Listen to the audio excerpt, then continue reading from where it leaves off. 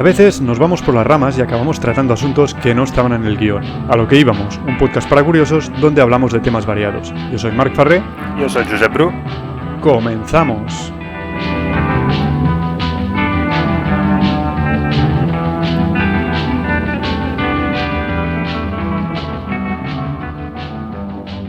Hola a todos, hoy es 4 de mayo de 2022 y estoy aquí con mi amigo Josep. Hola Josep, ¿qué tal?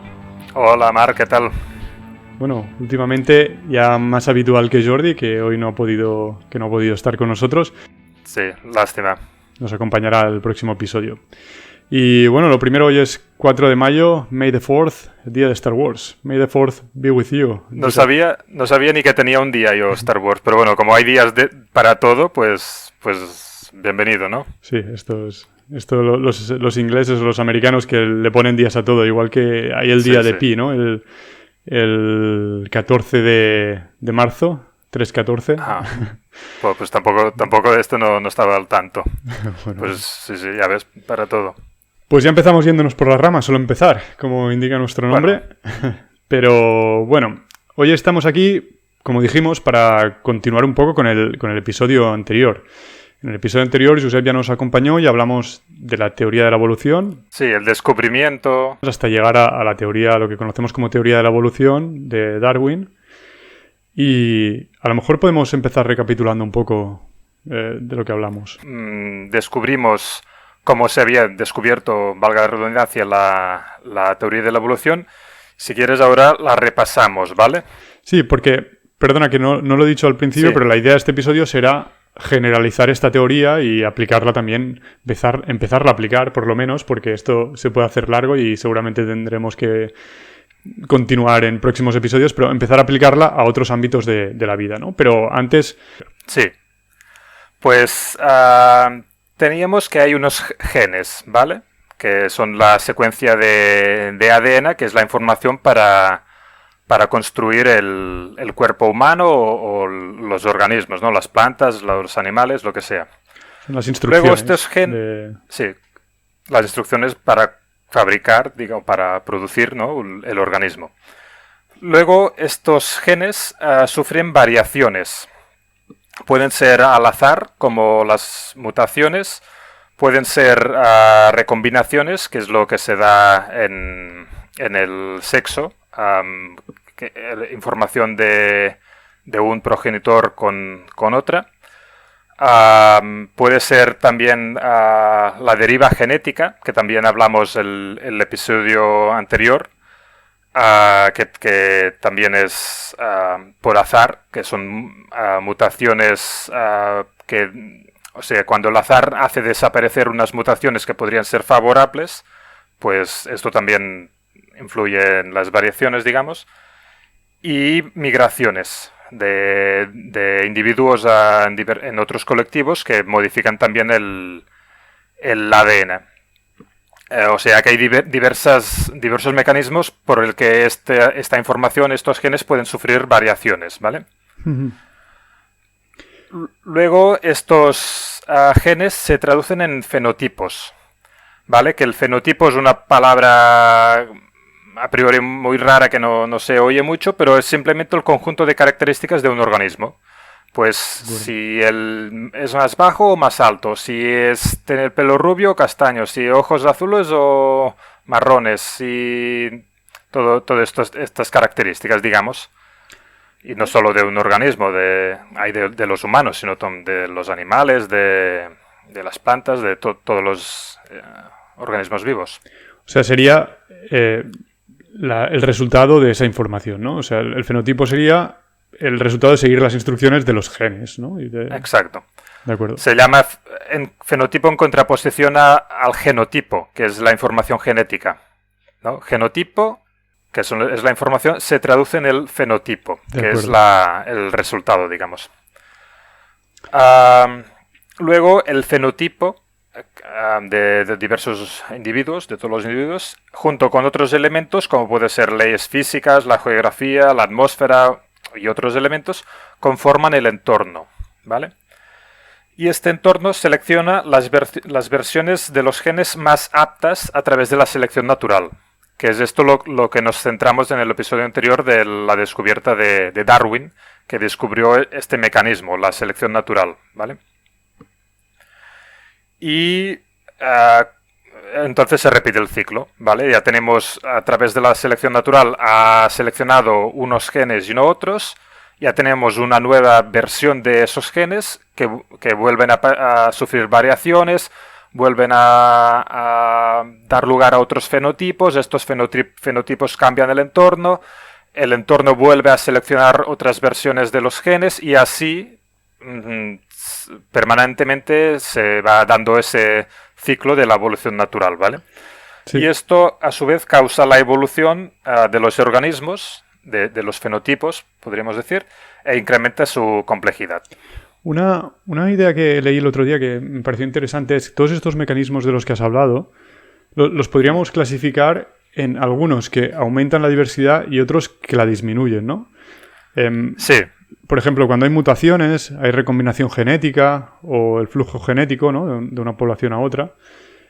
Uh-huh. Todo esto hace que incremente la diversidad. Y luego hay otra serie de mecanismos, de los que también has hablado, que son la selección natural y la deriva genética, que lo que tienden a hacer es reducir la diversidad, porque eliminan, en el caso de la selección natural, eliminan aquellos genes, ¿no? En realidad, que son menos útiles o que llevan, más que son menos útiles, que llevan a que esté el organismo que los posee menos capacitado para sobrevivir y reproducirse, uh-huh. O la deriva genética que, a diferencia de la selección natural, es aleatoria, por lo que tengo entendido, ¿no? Sí, buena puntualización porque lo he comentado un poco desordenado y sí que es cierto que hay unos mecanismos que aumentan la diversidad y otros que la reducen, ¿no? Claro, tenemos que introducir características nuevas con todos estos mecanismos de los que has hablado y luego, que esto aumenta la diversidad, y luego de alguna forma filtrar, que es lo que hacen estos dos últimos mecanismos, reduciendo la diversidad. Pues eso. Muy bien. Pues esto es más o menos de lo que habíamos hablado. De hecho, he dicho que nos quedamos con Darwin, pero bueno, como ya has hablado, estábamos mencionando la palabra gen todo el rato y como ya dijiste, pues Darwin no sabía que eran los genes. Es una cosa que se descubrió más tarde. Si queréis saber más al respecto, pues escuchad el episodio anterior. Exacto. Y ahora que menciono esta palabra gen, me gustaría que sacásemos aquí a nuestro amigo uh-huh. Dawkins, del que me hablaste tú por primera vez hace 5 años o 6, no sé, y me llamó mucho la atención. Sí, es que a mí también me impactó mucho sus ideas. Y dejamos, el libro del que vamos a sacar la idea de la que vamos a hablar a continuación, que es El gen egoísta, en la descripción, por si os interesa. Es un libro de los años 70, ¿no? Josep lo está mostrando en pantalla, pero como no grabamos vídeo... Bueno, pues por así lo ves tú no también, está bien. El original, a ver sí. si me sale... 1976. Sí, de los años 70, exacto. Sí, ya tiene unos añitos, casi 50 ya, ostras. Pero... Y por lo que me comentaste tú, hay muchas de las cosas de las que habla Dawkins que se han superado, ¿no? Algunas cosas, pues claro, han pasado muchas cosas en estos 50 años y se ha avanzado en la ciencia. Pero esta idea concreta, la que da nombre al libro, creo que sigue vigente. Sí. ¿Y nos puedes contar un poco qué es esto del gen egoísta? Pues sí. También tiene relación con Darwin y la evolución de las especies, que hablamos el otro día.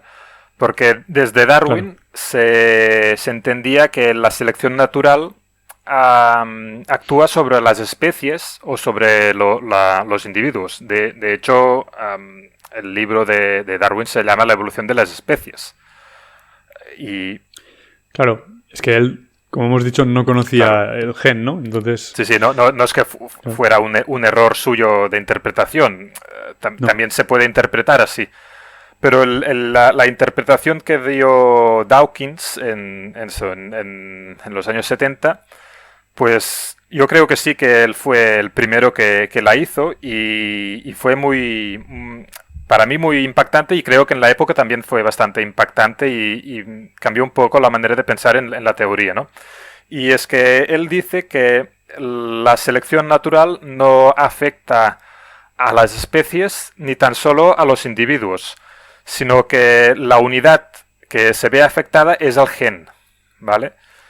Y entonces la selección natural filtra los genes más aptos o menos aptos para el entorno.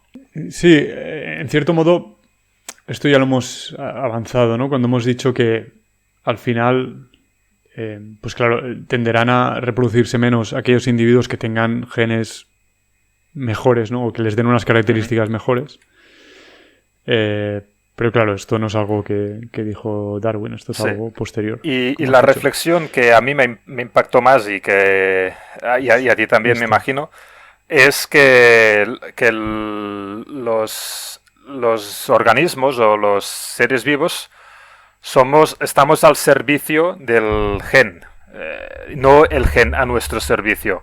Que la idea de que el gen es como una unidad que generación tras generación se va reproduciendo y el organismo simplemente es un habitáculo para dar cabida a ese gen, ¿vale? Para maximizar sus probabilidades de ser más frecuente, ¿no? De aumentar en el pool genético, que se llama, que el pool genético es como el acervo genético, es que le llaman en castellano, la totalidad de los genes, ¿no? Y la idea es esto de que somos una máquina al servicio del gen, ¿no?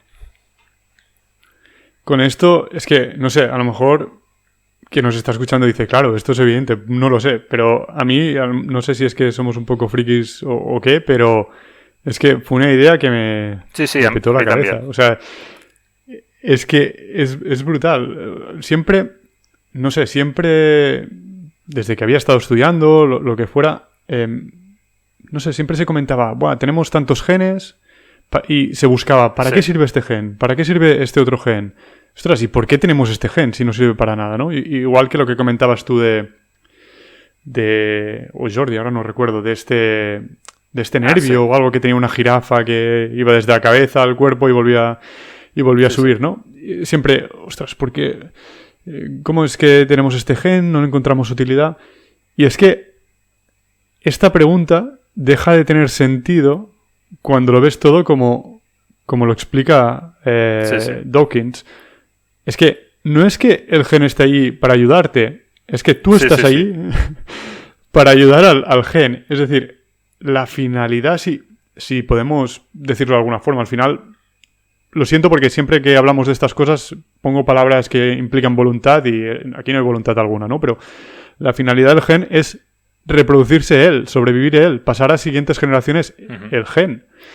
Y nosotros somos un simple instrumento que hace esto posible.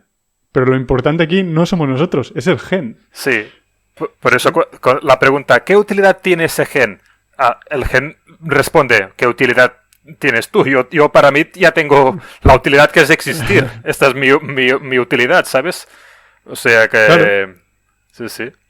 Claro, es como si dijésemos, bueno, Josep, ¿por qué estás tú vivo? ¿Qué utilidad tienes? No, a ver. Sí, claro. No es que tengas utilidad, es que tú mismo, en ti mismo ya... Sí. La supervivencia ya es mi finalidad, digamos, ¿sabes? Pues para el gen lo mismo.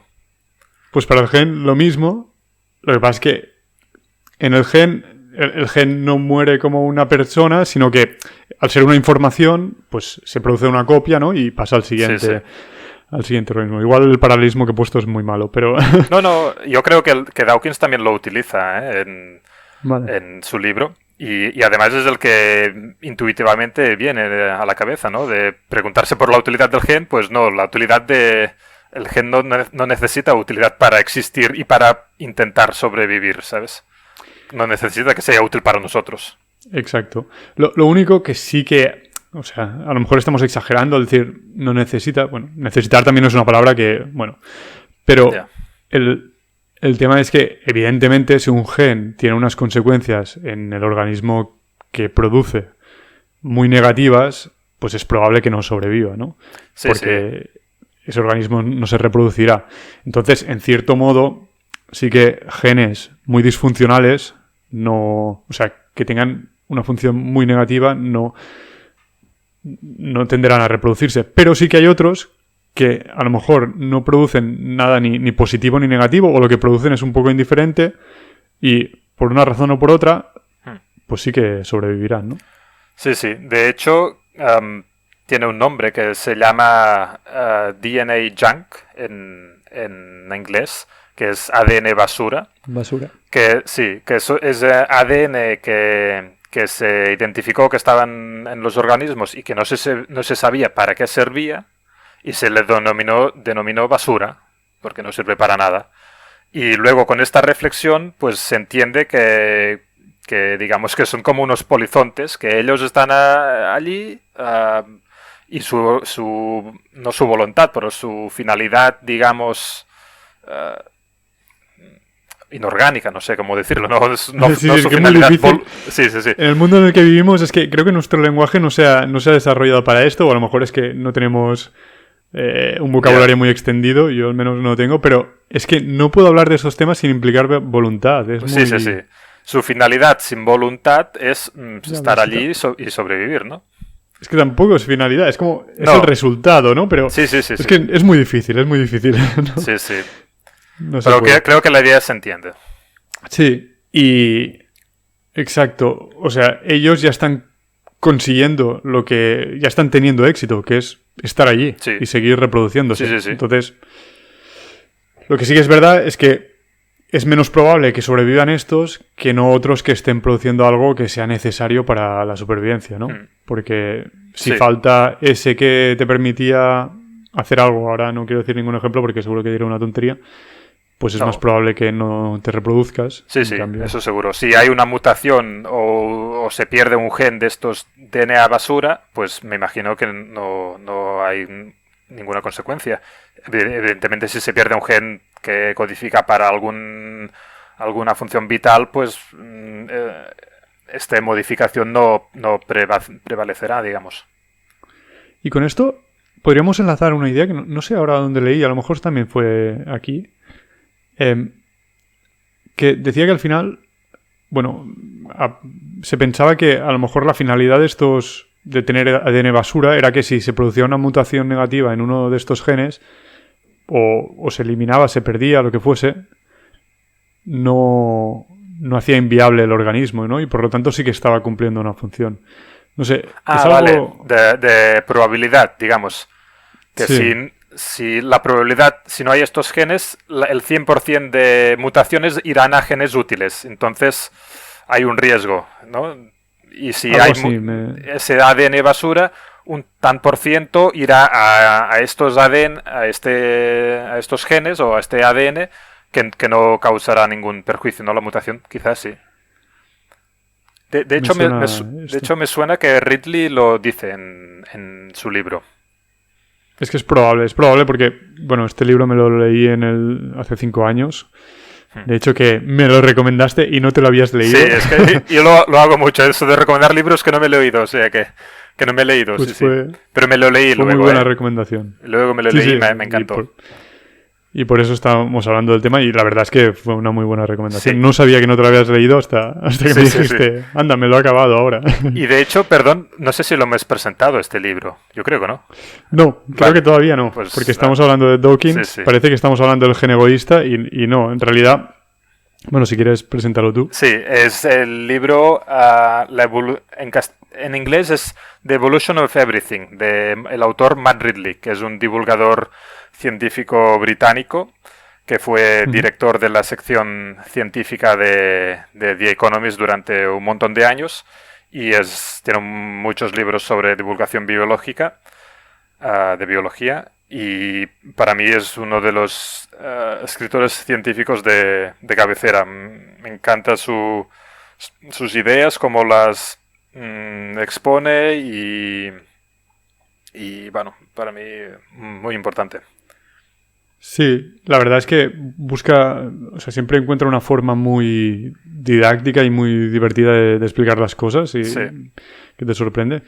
Pues sí, lo ponemos en la descripción. Sí. Me has dicho que está en español. Yo no lo he encontrado, pero ¿es posible? Pues quizá no, porque yo me lo compré en inglés, pero al azar, porque me lo compré en Suiza y solo estaba en inglés. No lo compré en inglés expresamente y yo me imaginaba que sí que existía en español, pero la verdad es que no lo sé. Cuando yo me lo leí, seguro que no estaba, porque creo que es un libro de 2016, Vale. pero me extraña que no lo hayan traducido. Yeah. Lo buscaremos y si lo encontramos lo ponemos también en la descripción. Y bueno, en todo caso, recomendar también al autor en general, ¿no? Sí, Como has dicho. Sí. Sir Matt Ridley, creo, ¿no? Sí, creo que es Sir. Y es diputado también, o lo fue en la Cámara de los Lords, o no sé. Algo así. Pero bueno, aquí no estamos para hablar de, a lo mejor, sus títulos, sino, no. o sea, sí, sus títulos, pero libros, no, sí, exacto. no títulos nobiliarios. Muy bien, pues una vez ya presentado el nombre de este libro, no sé si... ¿Cómo podríamos enlazar esto? Hasta ahora hemos hablado de evolución biológica, ¿no? Pero hemos dicho que este episodio será... La idea es generalizar esa teoría. Es como... Y no sé si empezar por otra palabra de Dawkins o pasamos... Bueno, si acaso ya aparecerá luego. Es que hay diversas ideas de Dawkins que tienen mucha relación con todo las ideas de Ridley también. Sí, de hecho, si no os queréis leer el libro o no tenéis tiempo de Dawkins, en este propio libro de Ridley, que es mucho más cortito y mucho más dinámico, creo que en uno de los episodios resume la idea del gen egoísta. Sí. Pues, bueno, perdona. No, sí, pues eso, que estábamos hablando de esto, de la evolución biológica y habíamos descubierto, digamos, o descrito el patrón, ¿vale? Luego se observó que este patrón o este ciclo se repite también en otros ámbitos de la realidad, como en la cultura, la moral, la tecnología y un montón de campos, ¿no? Por ejemplo, un ejemplo que pone en el libro Ridley es en la fabricación de barcos. Cualquier barco que se construya está basado en un barco anterior. Habrá pequeñas variaciones en cada nueva generación de barco y las que permanecerán serán las que realmente mejoren el barco. Y los barcos que acaben hundidos pues no serán copiados. Y esto también pues es un proceso que es una evolución. La evolución de los barcos pues es esto, la evolución de las ideas de los barcos, pequeñas modificaciones en las ideas. Sobreviven los que las ideas son mejores, los que las ideas son peores mueren o se hunden, y así evoluciona el barco y se vuelve más complejo. Pues en este ámbito también aparece otra vez la teoría de la evolución. Sí, o sea, a lo mejor para recapitular un poco, creo que este es un muy buen ejemplo que te enseña que exactamente lo mismo que pasa en la evolución biológica pasa en la tecnología, ¿no? En este caso. Sí. Pero a lo mejor para expresar la idea de forma más general, ¿no? Sí. Lo que dice Ridley es que la teoría de la evolución, la que conocemos como tal, que se refiere a la biología, tendría que llamarse la teoría especial de la evolución, ¿no? Igual que ¿cómo son las de Einstein la teoría especial de la relatividad la general. Y la general de la relatividad que publicó más tarde, ¿no? Y la general, ¿cuál sería? Pues que de la misma forma que... Bueno, es que ya lo has dicho en realidad. No. O sea, sí, he puesto un ejemplo que como tantos otros que pone en el libro, y entonces... y en la moral y en las instituciones y en todos los ámbitos se repite este patrón. Entonces, esto que has dicho, pues se puede generalizar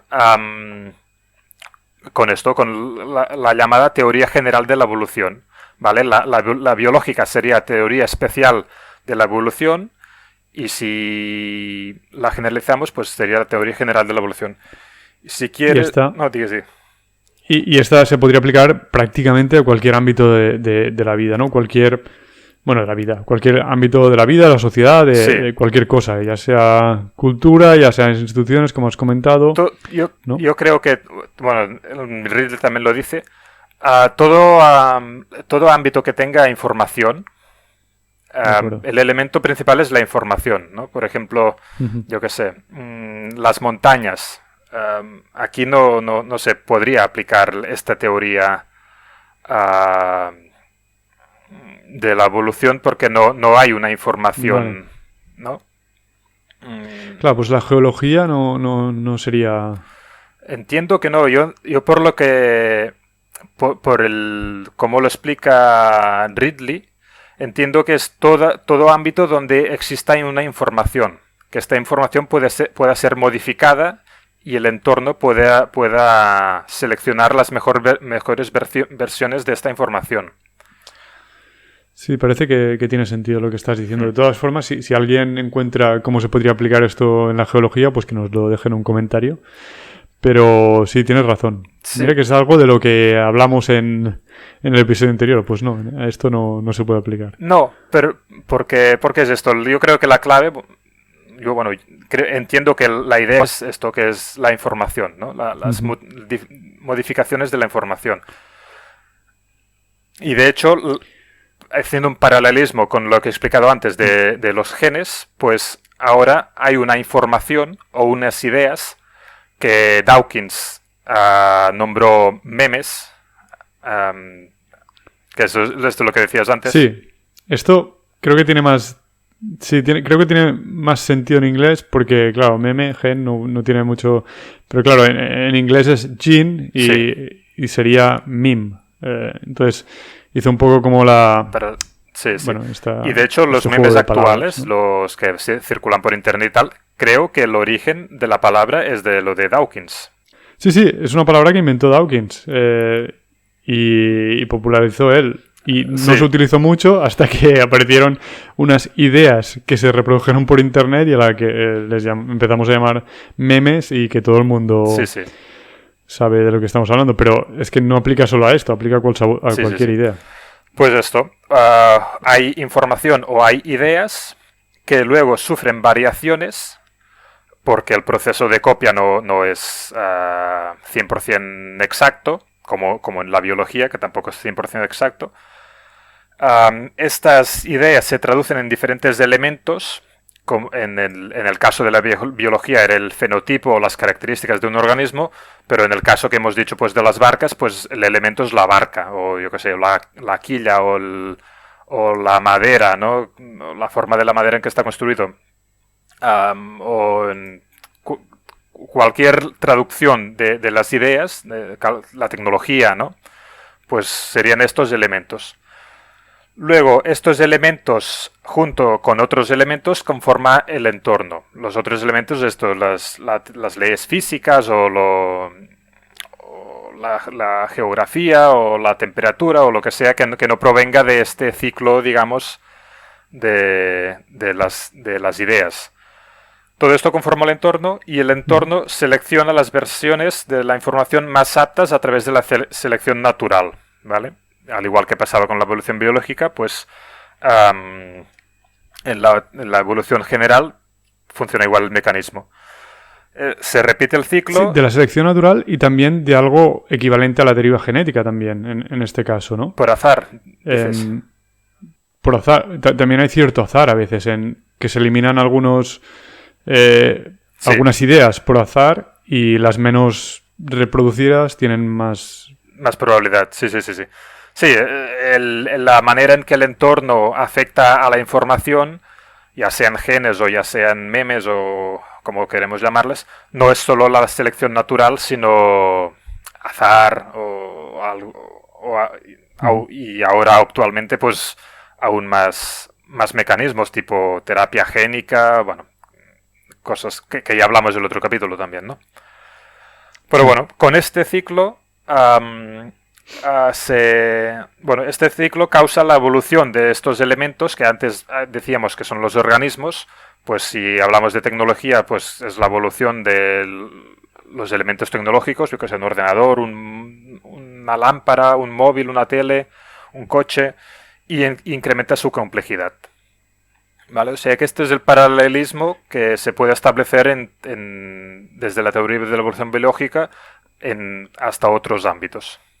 Es decir, lo que sería un gen en la biológica, pues es cualquier idea, ¿no? En la generalizada. Información, digamos, ¿no? No solo idea, sino cualquier información. Sí. Lo que sería el fenotipo, pues sería aquí pon lo que quieras, tecnología, religión, bueno, cualquier cosa. Y el entorno pues sigue siendo entorno, ¿no? En realidad. Sí, el entorno es todo, incluido los organismos provenientes de los genes o los aparatos tecnológicos provenientes de las ideas, incluido los otros elementos que no provienen de este ciclo. El entorno es el conjunto de todos los fenotipos, ¿no? O de todas las tecnologías, todos los... Bueno, pon la palabra que sea aquí. Sí. Y además de las cosas que no están relacionadas con la información, ¿no? Como habíamos dicho, pues la geografía o cualquier cosa. Geología, perdón. Sí. Pero bueno, también. Vale, y una cosa interesante que ahora no sé si leí aquí sí, seguramente lo leí en este mismo libro, pero que nos parece que esto es una generalización de la teoría de la evolución de Darwin, pero resulta que pues esta idea aplicada a las instituciones, por ejemplo, ya se había expresado antes de que existiera Darwin, vamos, antes del origen de las especies. Y es que Adam Ferguson, pues ya en el 1767, aplicaba esta idea a las instituciones, que decía que eran pues el resultado de la acción humana, pero no la ejecución de ningún diseño humano. Sí, sí. Bueno, me parece curioso que esto ya... Sí, ya venía de antes, ¿no? Es que de hecho este ciclo o este patrón está en tantos ámbitos que ya también es raro que nadie se hubiera dado cuenta, ¿no? Aunque no lo hubiera explicitado de manera científica, ¿no? Otra cosa, yo creo que también tiene un sentido que esto no se hubiera hablado tanto, porque si nos fijamos en cualquier relato que contamos, o sea, explicar este mecanismo es muy poco interesante, ¿no? Y se suele poner el foco en elementos puntuales que sí son el resultado de la voluntad de alguien, ¿no? Pues revoluciones, por ejemplo. Yeah. Y creo que esto también lo trata el propio Ridley en el libro, ¿no? Dice evolución frente a revolución, ¿no? Que el mecanismo más importante para llegar a los resultados a los que se ha llegado en cualquier ámbito, sea tecnología, religión, moral, es más la evolución que la revolución. Sin embargo, cuando estudiamos historia, todo el rato ponemos el foco en hechos concretos que han hecho personas. Como por ejemplo, pues el origen de las especies de Darwin, ¿no? Y al final... Sí. Y sí, es una idea que Ridley ya trata en el libro, creo que en todo el libro, pero específicamente en el capítulo de la evolución del gobierno o del liderazgo, porque es que hay un montón de capítulos que, sobre todo, lo tengo aquí, por ejemplo, la vida, la cultura, la economía, la mente, la personalidad, el gobierno, la religión, la moral, los temas, ¿no? Y en esto del gobierno, del liderazgo, dice eso, que los cambios sociales van pequeñas modificaciones poco a poco y que más bien los líderes como que surfean sobre estos cambios, más bien, y no los producen, digamos, sino que los lideran, podríamos decir, o se ponen delante, pero que no los crean ellos, ¿no? Digamos. Sí. Incluso, bueno, lo que decía no era Newton, de que está a hombros de gigantes, o ¿quién fue esta frase? Sí, al final, Newton. Aunque una persona los lidere, como dices tú, pues al final se está apoyando en muchas cosas que han hecho personas anteriores.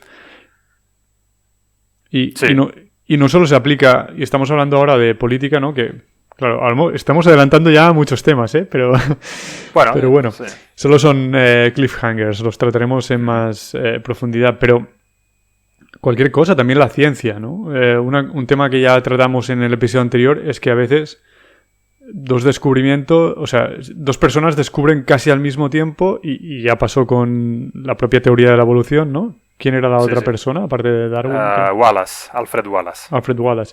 Que prácticamente en el mismo momento de la historia, pues llegan a una misma idea, ¿no? Y eso es no sé si es una prueba, pero sí un efecto del hecho de que se están apoyando en pequeños cambios anteriores o pequeñas ideas anteriores. Por lo tanto, la evolución también es importante allí. Sí. Creo que Ridley lo expone en el capítulo de la evolución de la tecnología, que dice que si tal persona no hubiera descubierto tal invento o tal idea científica, pues en otro punta del mundo había otra persona que estaba a punto de descubrirlo. Y si esta tampoco, pues otra está a punto de descubrirlo, ¿sabes? Cuando lo que se dice, ¿no? A veces que a esta idea le ha llegado el momento, ¿no? Pues que es una idea que aparece por ideas muy parecidas anteriores, ¿no? Difícilmente una idea aparecerá de la nada o haciendo un salto muy grande, digamos. Todos son modificaciones de ideas anteriores o recombinaciones de dos ideas actuales, ¿sabes? O sea, incrementando la cuestión. Sí, y... Ostras, es que no sé porque me parece muy interesante el tema y nos vamos yendo por las ramas, pero es que estamos hablando ya de todos los temas de episodios posteriores. Hacemos una pequeña pausa, os dejamos con un poco de música para que reflexionéis un poco y volvemos en un momento.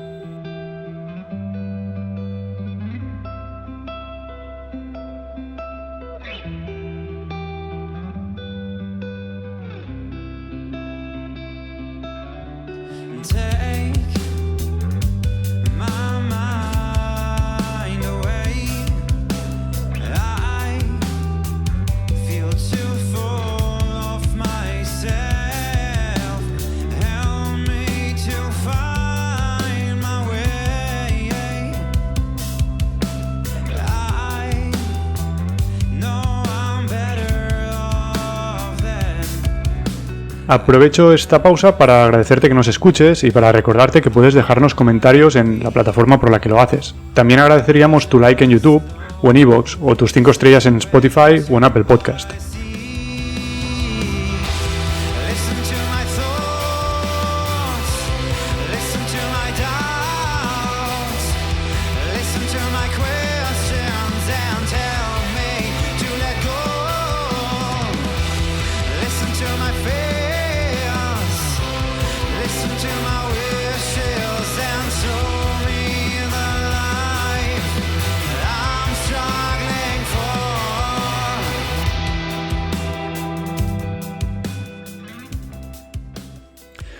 Bueno, pues, hombre, como ya llevamos un rato hablando de este tema, creo que vamos a dejar el resto de ámbitos para futuros episodios, así además también tendremos a Jordi aquí, que siempre está bien tenerlo, pero ampliemos un poco la teoría de la evolución biológica, ¿no? Antes me habías comentado que había otra serie de elementos que podían ser interesantes.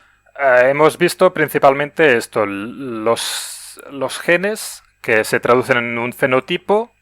Este fenotipo con otros elementos conforma el entorno, y el entorno, a través de la selección natural, filtra las mejores variaciones de los genes, ¿vale? Esto es como el patrón clásico de la evolución natural, de la evolución biológica. Pues podríamos... Un elemento ya lo hemos nombrado, que no solo la selección natural influye en los genes, sino que la deriva genética pues también influye. Que es esto que el azar, digamos, ¿no? Exacto. Luego hay una aún que es más dirigida. Esta no es nada dirigista, ¿no? La deriva genética es azar puro. No. Y otra que es actual y que es muy dirigista es la terapia génica, que ya la comentamos en el capítulo anterior también. Es una manera en que el entorno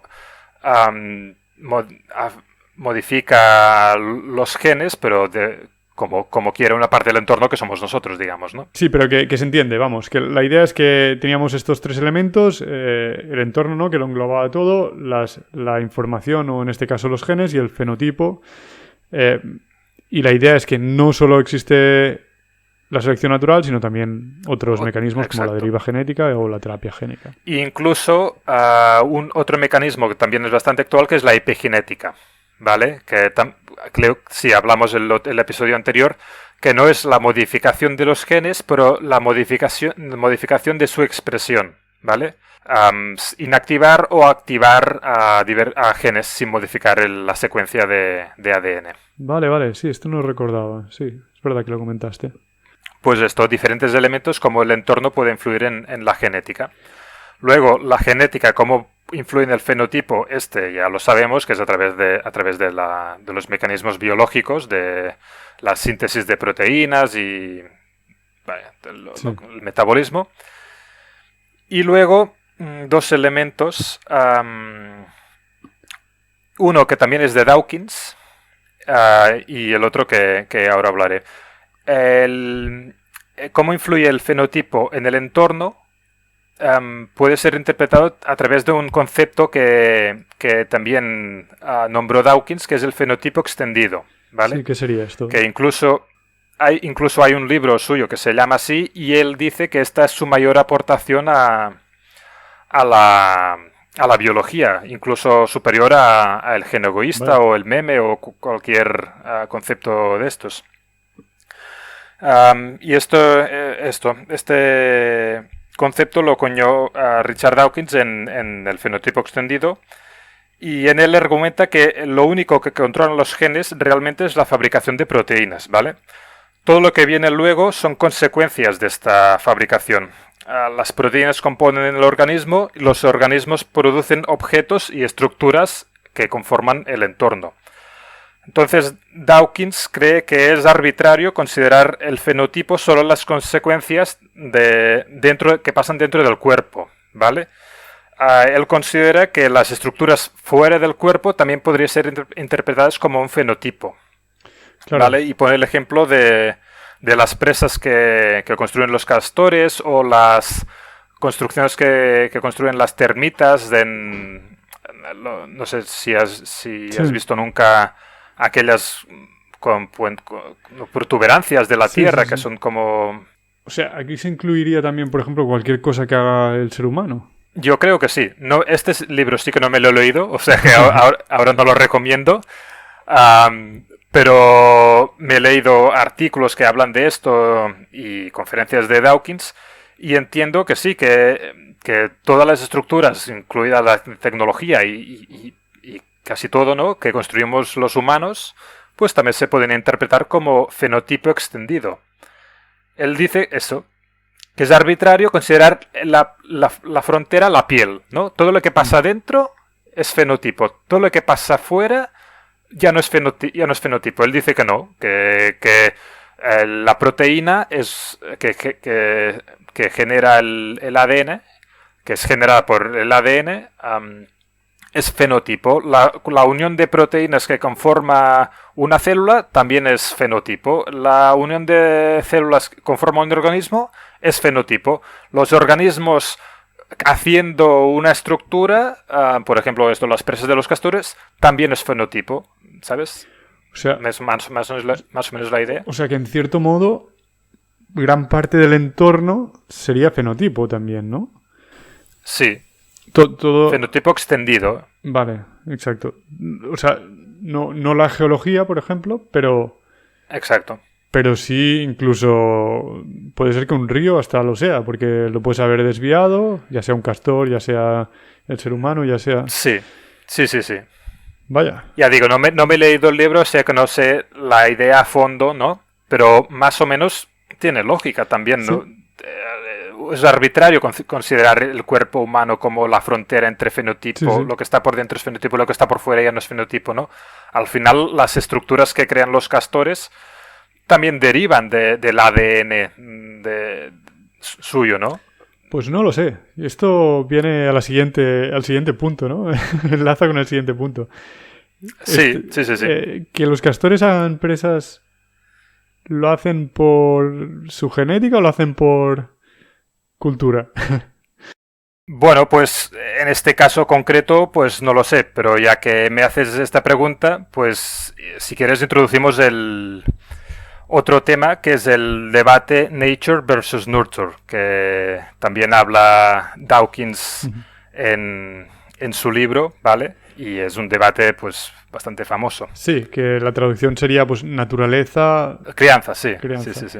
Pues esto, hemos dicho que el fenotipo o las características de un individuo pueden provenir de los genes y del entorno. De los genes a través de la biología, ¿no? Lo que hablamos el otro día. Y del entorno a través de la experiencia, en este caso, en un organismo a lo largo de su vida.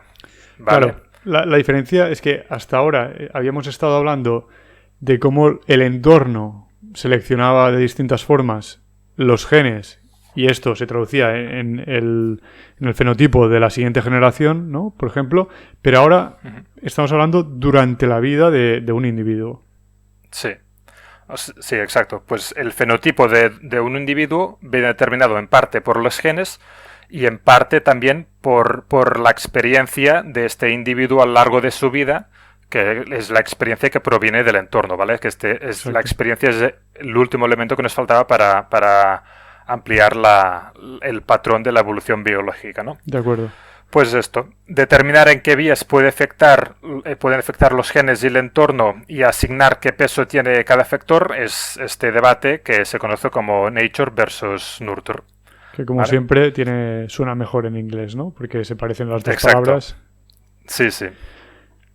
Muy bien, ¿y entonces qué? ¿Nature o Nurture? ¿Cuál de las dos? Pues en la mayoría de casos las dos, ¿vale? Hay pocos casos que estén solo influenciados por los genes o solo influenciados por el entorno. Por ejemplo, una característica del fenotipo que solo está influenciada por los genes, eso es el color de los ojos, ¿vale? Esto, por mucho que el entorno sea rico o pobre, que seas en la China o en Europa o donde sea, el color ve determinado por los genes que tú tienes y punto, ¿vale? Y otras características que son 100% entorno, como por ejemplo el tipo de peinado que llevamos, ¿no? Si ahora está más de moda pues tupé, pues iremos con tupé. Si está más de moda pues flequillo, pues iremos con flequillo. Esto no está para nada determinado en los genes y esto también se puede interpretar como fenotipo, ¿no? Sí, y ahora estaba pensando, perdona, se me ha ido un poco el santo al cielo, pero sí, que una cosa de la que creo que se hablaba también en este libro es que con Nurture normalmente, o sea, de lo que va esta idea es que durante nuestra vida vamos adaptando nuestra forma de actuar, en parte, ¿no? Para adaptar, o sea, para tener más éxito social, ¿no? En parte. Sí. Esta es una de las cosas, pero bueno, también hay otras modificaciones del fenotipo que no están relacionadas con esto. Y una cosa que me pareció interesante es que parece ser que siempre se ponía se decía, bueno, la batalla esta, perdón porque me estoy expresando fatal ahora mismo, pero no, es que es un tema complicado, sí. Hay muchos puntos que tocar. El debate entre Nature versus Nurture viene un poco porque pues se dice, no, esto es culpa de los padres que lo han educado mal o no, los padres no tienen nada que ver, ¿no? Y un tercer elemento que se introducía aquí, que es también parte del nurture, ¿no? En este sentido, es que parece ser que no es tanto la crianza proveniente de los padres, sino más bien el entorno social entre pares, ¿no? Lo que afecta mucho a nuestra forma de comportarnos durante la adolescencia. Sí. Dentro del entorno hay muchas subdivisiones, ¿no? Que puedes hacer entorno familiar o entorno de amigos o la sociedad en general. ¿Qué influye más o qué menos? Esto es otro debate, ¿no? Digamos. Claro. Pero sí, dentro del entorno, pues quizás sí, que afecte más lo que dices, ¿no? Entre pares que dices, entre amigos, ¿no? Sí, por ejemplo. Sí. Si el niño, ¿dónde coge más influencia? ¿De los amigos o de los padres? Pues es otro debate, pero bueno, tanto amigos como padres, pues son entornos, sí. Sí, perdón, que no sé, si me ha venido esta idea que había también en el libro, pero bueno, que no sé. No, sí. Entonces, de lo que habíamos estado hablando antes, que no lo hemos grabado, sí, es que el entorno incluye muchas cosas, ¿no?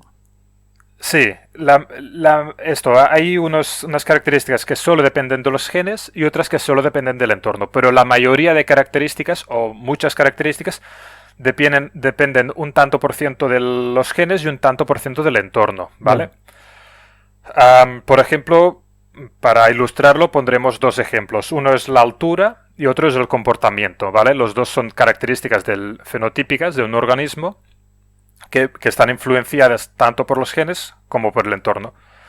Por ejemplo, si quieres empecemos por la altura, que la altura está influenciada por los genes, es de muy sentido común, ¿no? Si unos padres son altos, tendrán un hijo alto, o es más probable. Si unos padres son bajos, tendrán hijos bajos. Y esto es la influencia del ADN en la altura, ¿no? Sí. Pero a la vez, la altura también está influenciada por la experiencia a lo largo de la vida de este individuo. Por ejemplo, si este individuo de pequeño toma leche, se alimenta de una manera adecuada, y todo eso, pues es probable que sea más alto que si pasa hambre, que si no se alimenta adecuadamente o lo que sea, ¿no? Que es más probable que sea más bajo. De acuerdo. Y esto es un ejemplo, pues como la altura está influenciada tanto por los genes como por el entorno a través de la experiencia. De acuerdo, sí, y en este caso estamos hablando de una característica física, de hecho, no es ya ni conductual. Pero el debate como comentábamos antes, venía más por temas conductuales, ¿no?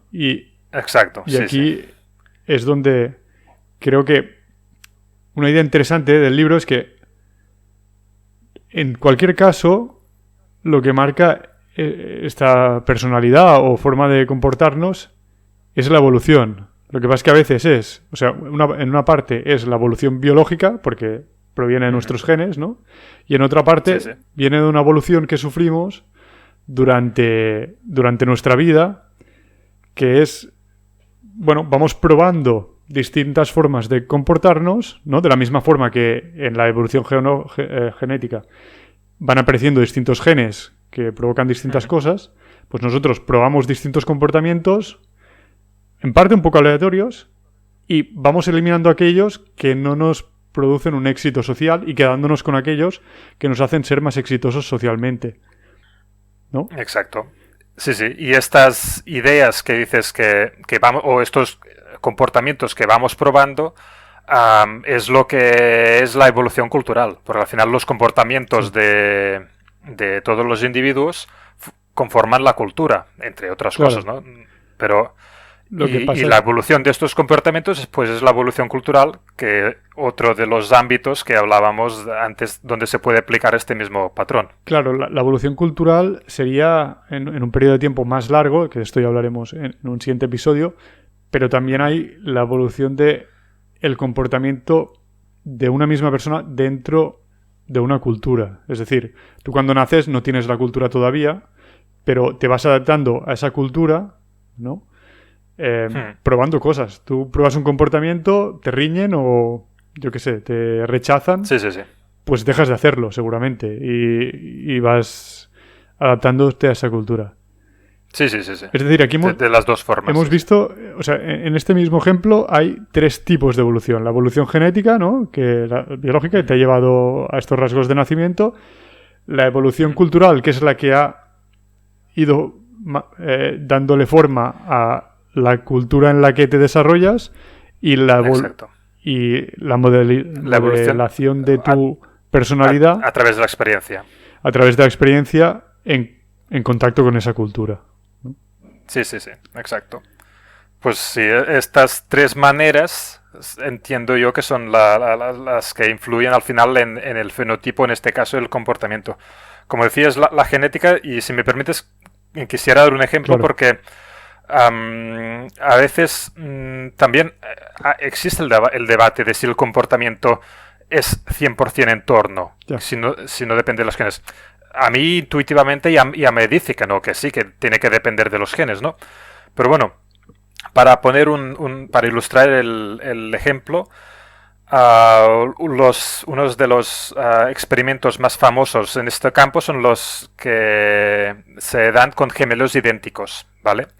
Porque aquí sí que puedes hacer un experimento como los científicos naturales, digamos, los biólogos o los químicos o todo eso, que es un grupo control, ¿no?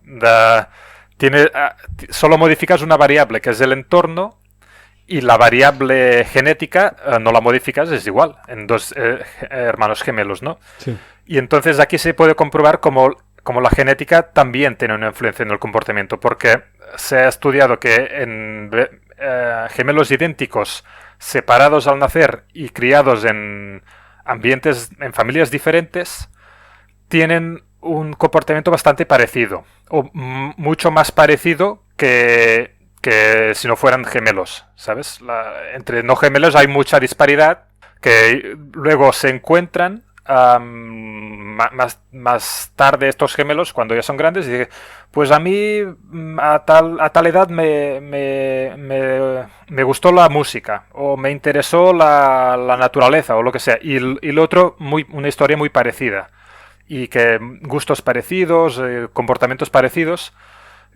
Por esto es una prueba, Claro, que los genes influyen en el comportamiento. Además, una prueba como los experimentos que les gusta hacer los científicos naturales, ¿no? De grupo control, variable independiente, variable dependiente, tal. que esto que tanto cuesta hacer en las ciencias sociales, por ejemplo la economía, ¿no? Pero que sí que... Sí, sí, sí. Pero en este caso sí que, bueno, es parte de ciencia natural. En este caso, pues ya te digo, si la genética es igual y el comportamiento es diferente y el entorno es diferente, pero el comportamiento es muy parecido, se ve que la genética tiene un peso en el comportamiento, ¿no? Pues sí, pero bueno, y también el entorno, pues también, ¿no? Es El lo que entorno, querías... sí, exacto.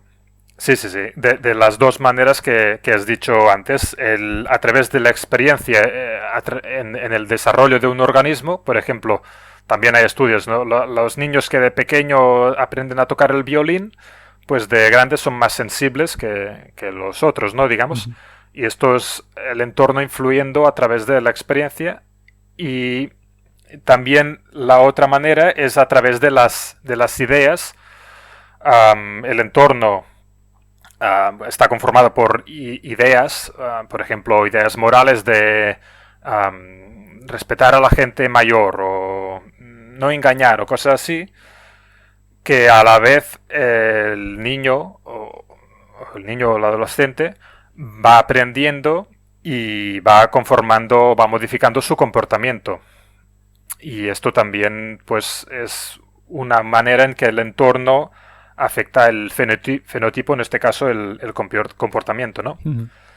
No sé si me explico porque es un tema un poco complicado, ¿no? Pero yo, al menos como lo veo y como lo he leído, es así, ¿no? Sí, sí. O sea, al final todo el entorno, incluidas las ideas, incluida la cultura, incluido también pues que te den leche, ¿no? Que esto, pues no, lo que habías dicho, o sea, que te alimenten bien Sí, o sí. lo que sea. Sí, sí, sí. Todo influye en tu fenotipo. Ujú. Y en cierto modo, ahora estaba pensando, volviendo un poco al episodio anterior, que esto un poco, sin ser lo mismo, es un poco la idea que tenía Lamarck, ¿no? Lo que pasa es que en este caso no se hereda. Exacto. Sí, sí. Si un niño bebe mucha leche y su hijo pues no bebe, pues será alto por los genes, pero no será alto porque su padre bebió mucha leche, ¿no? Digamos. Sí, aunque hay otras cosas que sí, o sea, que en la parte de las ideas a lo mejor sí que se pasaría la herencia porque la volveríamos a pasar de forma cultural, ¿no? Pero no Sí. sería por genética, claro. Por ejemplo, la idea de alimentar bien a un hijo, Sí. esto sí que es una idea que pasa a través de la evolución cultural. Esto no lo sé, ¿eh? También puede ser que sea no sé, un instinto natural que te salga porque, claro, los organismos que no alimentan bien a sus hijos probablemente tenían menos posibilidades de sobrevivir los hijos y Sí, exacto. no lo sé. Esto haces bien en remarcarlo porque esto se conoce como el efecto Baldwin, ¿vale? Que es el último tema que quería hablar también. ¿Es por el actor o...? No creo, o quizás sí, no sé por qué. No sé. Que dice que si una especie está expuesta durante generaciones a una experiencia determinada, pues puede aparecer una predisposición genética favorable a esa experiencia y que la selección natural la favorezca y así queda grabada en los genes, ¿vale? Esto también lo habla Matt Ridley en su libro, The Evolution of Everything, que es como una idea que inicialmente puede provenir de la evolución cultural, pues que unos individuos tengan una idea, pues no sé, pues eso que decíamos ahora, pues de alimentar bien a nuestro hijo. Pues como esta idea está favorecida por la selección natural, pues aparezca por azar una predisposición genética para esta idea y que acabe estando plasmada en los genes. Lo que inicialmente era cultura pasa a ser genética. Que esto un poco rescata una parte de las ideas de Lamarck, ¿no? En cierto modo. Lo que pasa es que las mete dentro de... Sí. Es que Lamarck, el mecanismo no era correcto, pero entiendo que el resultado era parecido, ¿no? El comportamiento adecuado acabará siendo prevalente, claro, en una población. Él decía que por herencia no lo decía por herencia genética, porque no se debían descubierto los genes. Él decía por herencia de un organismo a otro, pero no, es por herencia cultural. Este comportamiento pasa por herencia cultural. Y bueno, y si sumamos el efecto Baldwin, claro, a través de las generaciones, pues quizás sí. Claro, es que es eso, ese es claro, el punto. Sí, un poco, sí, lo que pasa es que, claro, no de la misma forma que lo expresaba Lamarck. Y parece que no es por los actores, ¿eh? Pero yo pensaba, a lo mejor tiene algo que ver, como son dos hermanos y los dos son actores, pues a lo mejor hay algo del efecto Baldwin. Pues, no. Ya, no sé. Quizá, pero si no... Bueno. Muy bien, pues esto. ¿Sí? Estas son las maneras en que el entorno y la genética influyen en el fenotipo, en las características de los organismos. Y otro debate es el que decíamos antes. ¿Qué peso tiene cada factor? Que esto, por lo que yo he leído, es bastante estadístico, digamos, que hay mucha ciencia estadística detrás y no he acabado de sacar el agua clara, digamos, ¿sabes? No te sé decir si se puede determinar un peso tipo... La altura viene 90% por los genes, 10% por el entorno. Que no se puede hacer o sea, aquí ya volvemos a estar en lo que hay cosas que es difícil hacer un estudio, ¿no? Sí. Isolar, no. Separar. Aislar. Ostras, eso. Sí, me salía. Sí. Aislar las cosas que... El resto de factores, sí. Vamos. Que esto siempre cuando alguien me viene y me dice, un estudio dice que no sé qué, yo siempre, antes de pensar, ¿tiene sentido lo que me está diciendo? Lo que me choca mucho es cómo han podido hacer ese experimento, cómo no se me ocurre, ¿no? Y muchas veces... Y a veces sí que hacen el experimento, pero te preguntas, vale, en este caso dará ese resultado, claro, pero no sé si esto se puede extrapolar exacto. Pues sí. A otros casos, ¿no?